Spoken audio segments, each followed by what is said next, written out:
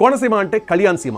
ఇప్పుడు సోషల్ మీడియాలో ఇదే హాట్ అండ్ ట్రెండింగ్ టాపిక్. కొందరు కోనసీమను కళ్యాణ్ సీమ అంటూ ఉంటే అభ్యంతరం చెబుతూ ఉన్నారు, వివాదం చేయడానికి ట్రై చేస్తూ ఉన్నారు. కానీ కోనసీమ ప్రభల తీర్థానికి వెళ్ళిన ప్రతి ఒక్కరూ అంటూ ఉన్నారు కోనసీమ అంటే కళ్యాణ్ సీమే అని.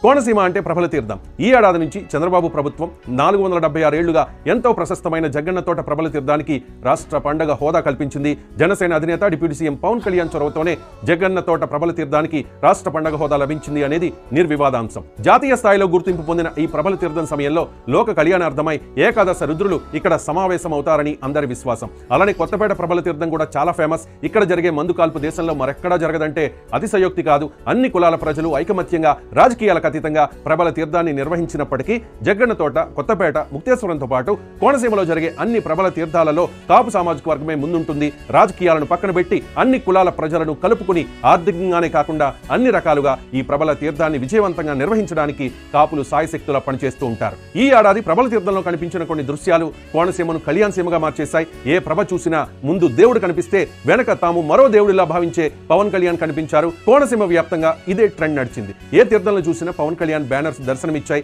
ఏ ప్రభ వెనకాల చూసినా పవన్ కళ్యాణ్ ఫోటోలే కనిపించాయి. జనసేన పార్టీకో కాపు కులానికో పరిమితం కాకుండా అన్ని పార్టీల శ్రేణులు, అన్ని కులాల ప్రజలు ఈ ఏడాది కోనసీమలో పవన్ కళ్యాణ్ కు బ్రహ్మరథం పట్టారు. కోనసీమను కళ్యాణ్ సీమగా మార్చేశారు.